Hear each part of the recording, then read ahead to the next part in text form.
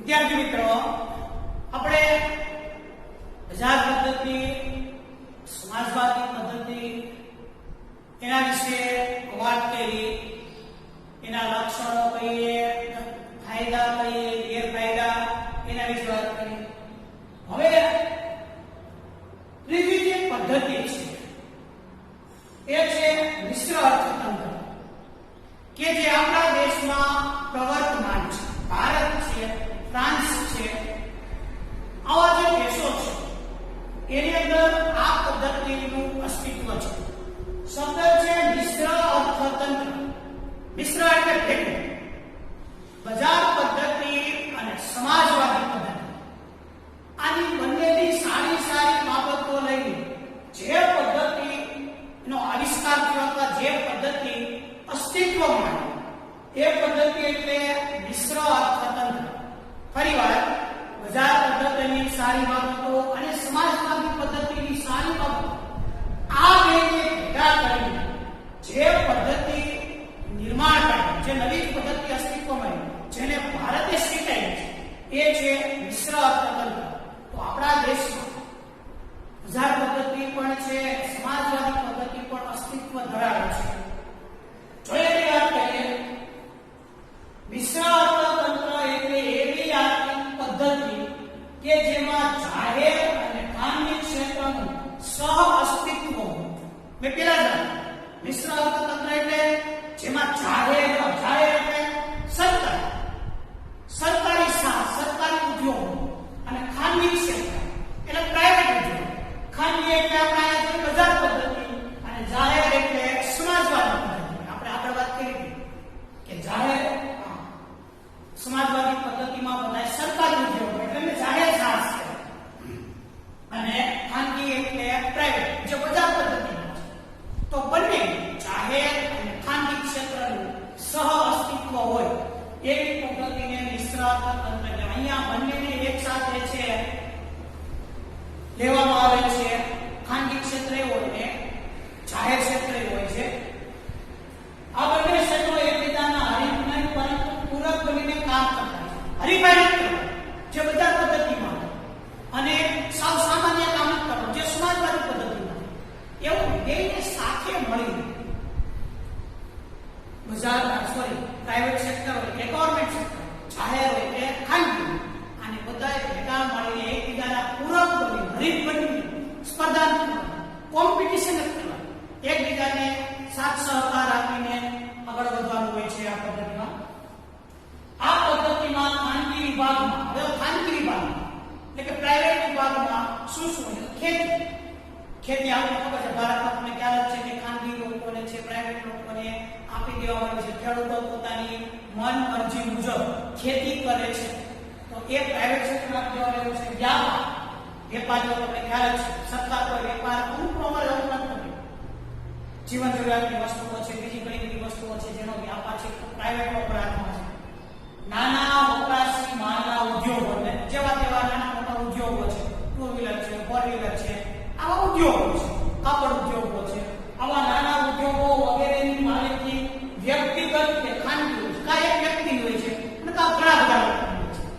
તો નાના ઉદ્યોગો, ખેતી, ત્યાર પછી વ્યાપાર, આ બધું જે છે એ ખાનગી લોકોને આપી દેવામાં આવે છે. એક વ્યક્તિ અથવા વ્યક્તિનો સમૂહ સંભાળે છે. ભારતમાં તમે જુઓ છો, બરાબર? જ્યારે ભારે ઉદ્યોગો કે જેમાં બહુ ઝાઝા પૈસાની જરૂર પડે, મહત્વના સંવેદનશીલ એવા ઉદ્યોગો, ત્યારે સંરક્ષણ સામગ્રી, આપણે ખ્યાલ છે સંરક્ષણ સામગ્રીના કારખાના. તો સંરક્ષણ બોર્ડર પર જે આપણો ઉપયોગમાં આવતો હેલિકોપ્ટર છે, ફાઇટર છે, વિમાન છે, તોપ છે, બોમ્બ છે, બંદૂકો છે, એવા કારખાના. ત્યાર પછી ભારે ઉદ્યોગો, મોટા ઉદ્યોગો એવા રેલવે, વીજળી, સિંચાઈ, રસ્તાઓ વગેરે પાયાના ચાવીરૂપ ક્ષેત્રની માલિકી રાજ્યની છે.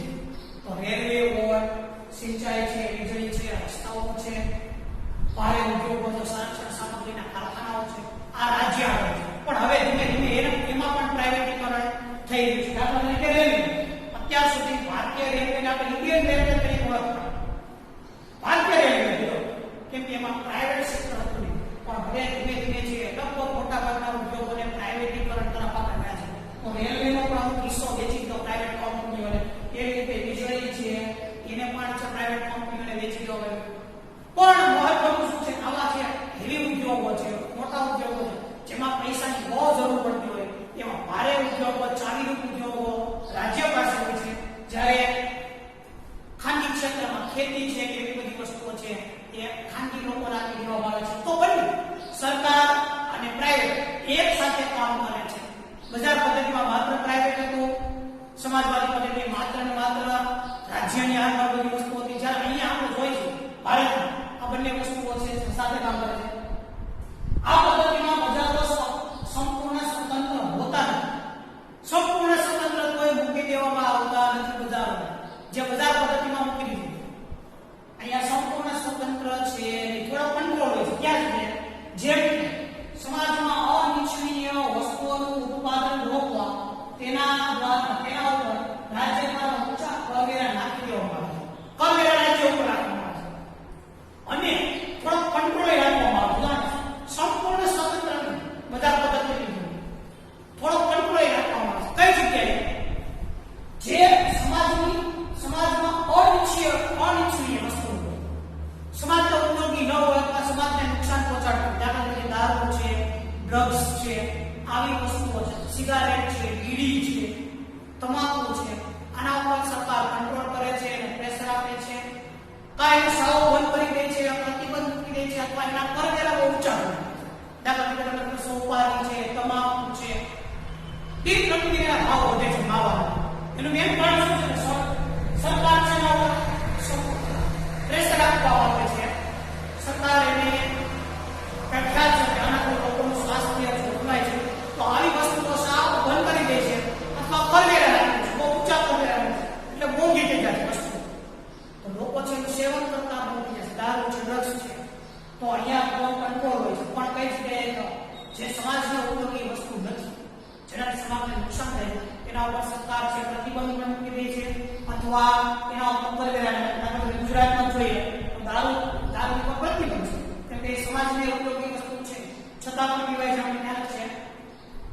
એવી જ રીતે પછાત વિસ્તારોમાં ઉદ્યોગો સ્થાપવા માટે રાજ્ય દ્વારા સબસિડી, કરવેરા ભરાવ જેવા પ્રોત્સાહન આપવામાં આવે છે. તો મિશ્ર અર્થતંત્રમાં સબસિડી છે, કરવેરા છે, એ પણ લોકોને આપવામાં આવે છે, જેને સાહસ કરો છે નવા ઉદ્યોગો સ્થાપવા છે. અને ખાસ કરીને પછાત વિસ્તારોમાં જે લોકોને ડાંગ છે, ગુજરાતની વાત કરીએ તો ડાંગ જિલ્લો છે, અરવલ્લી છે, પંચમહાલ, ચાલો પછાત વિસ્તારો. ભારતની વાત કરીએ તો રાજસ્થાન છે, મધ્યપ્રદેશના છેવાડાના વિસ્તારો છે.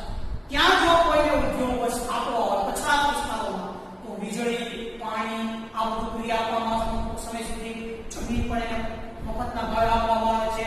ત્યાર પછી ઉદ્યોગોને સબસિડી આપવામાં આવે છે. ત્યાર પછી કરવેરા જે છે, ટેક્સ છે, એમાં રાહત આપવામાં આવે છે. લોન છે, એના પર લોકોની સબસિડી આપવામાં આવે છે. તો પછાત વિસ્તારમાં પણ વિકાસ થાય, લોકોને રોજગારી મળે એવા પ્રયત્ન કરવામાં આવે છે. આ પદ્ધતિમાં અંકુશો કે નિયંત્રણ હોવાથી તેને નિયંત્રિત આર્થિક પદ્ધતિ તરીકે પણ ઓળખાય છે. સરકાર છે એનું નિયંત્રણ સમગ્ર અર્થતંત્ર ઉપર હોય છે. એવું નથી કે બજાર પદ્ધતિની જેમ સાવ છૂટછાટ આપી દેવામાં આવે છે. એવું સરકારનું નિયંત્રણ હોય છે. આપણે કહેવાય છે કે અહીંયા સંપૂર્ણ બજાર સ્વતંત્ર નથી, સરકારનું થોડું પ્રેશર હોય છે. અને નિયંત્રિત આર્થિક પદ્ધતિ તરીકે પણ ઓળખવામાં આવે છે. મિશ્ર અર્થતંત્રનું બીજું નામ છે નિયંત્રિત આર્થિક પદ્ધતિ. સરકાર અહીંયા નિયંત્રણ ગમે ત્યારે દુકાનોમાં જઈને પૂછપરછ કરી શકે છે, એમાંથી ચેક લઈ શકે છે, એક્સપાયરી ડેટ જોઈ શકે છે, મેન્યુફેક્ચરિંગ ડેટ જોઈ શકે છે. તો સરકાર નિયંત્રણ કરે છે. કેવા ભાવ લે છે, ભાવપત્રકો છે કે નહીં, સ્ટોક લિસ્ટ છે કે નહીં, દુકાનનો ભાવપત્રક મૂકેલ છે કે નહીં, બધું જોતી હોય છે. તો સરકારનું થોડું નિયંત્રણ હોય છે અહીંયા. તો નિયંત્રિત આર્થિક પદ્ધતિ તરીકે પણ ઓળખાય છે.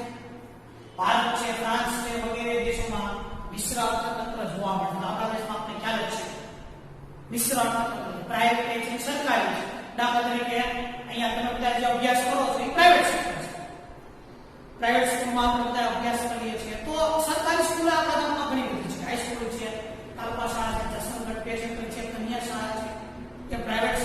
સર્ક્યુલર બધી છે. તો મિશ્ર અર્થતંત્રમાં બંને એકબીજાના પૂરક બની આપણે પેલા પ્રાઇવેટ સ્કૂલ હોય કે સરકારી સ્કૂલ એટલે એકબીજાને સાથ સહકાર આપીને આગળ વધવાનું છે. બસીસ તમે જો તો પ્રાઇવેટ બસીસ છે, સરકારી બસીસ છે. એરલાઇન્સ છે, એરલાઇન્સ એટલે તો પ્રાઇવેટ એરલાઇન્સ છે, સરકારી એરલાઇન્સ છે. ભારતમાં ટ્રેન પણ હવે સરકારી ટ્રેન હોય છે, ઇન્ડિયન રેલવે અને પ્રાઇવેટ ટ્રેન પણ ચાલુ થશે. મિશ્ર અર્થતંત્ર ભારત હોય, ફ્રાન્સ હોય વગેરે દેશોમાં આવા અર્થતંત્રો કામ કરે છે.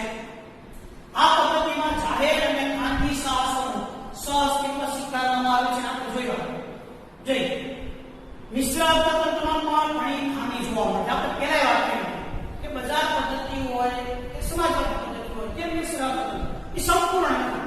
ક્યાંક ને ક્યાંક થોડી તેમાં ખામીઓ છે જોવા જ મળે છે. દરેક કોઈ પદ્ધતિ સંપૂર્ણ હોતી નથી. ક્યાં આ પદ્ધતિ લગાવી દઈએ, દેશમાં લાગુ કરીએ એટલે આપણે બધો રીતે ફાયદા થવાના છે એવું મિશ્ર અર્થતંત્ર પેલી બંને કરતા સારું છે એમ કહી શકાય. બજાર પદ્ધતિ સમાજવાદી પદ્ધતિ કરતા આ અર્થતંત્ર બેસ્ટ છે એવું કહી શકાય. શું કામ કે તેઓ દુનિયાના બધા દેશોના તરફ રહ્યા છે કે બંને એક સાથે ચાલે છે. છતાં પણ થોડી તેમાં ખામીઓ છે. કઈ ખામીઓ છે? જેમ આર્થિક અસ્થિરતા.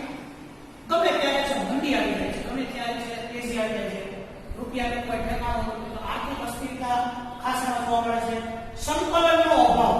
આપણે પેલા વાત કરી બંને એક સાથે ચાલવાનું છે, પ્રાઇવેટ સેક્ટર અને સરકારી સેક્ટર. પણ અહીંયા સંકલનનો અભાવ છે. પ્રાઇવેટ ઉદ્યોગો એવી રીતે આગળ નીકળી ગયા છે, સરકારી ઉદ્યોગો હજી પણ ધીમે ધીમે આગળ વધી ગયા. ખરેખર બંનેને સાથે આગળ વધવાનું એવું એ મળતું નથી. સંકલન છે એનો અભાવ છે મિશ્ર અર્થતંત્રમાં. આર્થિક નીતિઓમાં અસાતત્યતા, આર્થિક વિકાસનો નીચો દર વગેરે મર્યાદાઓ જોવા મળે છે. આર્થિક વિકાસ સારા થતો નથી. આર્થિક નીતિઓમાં અસાતત્યતા છે.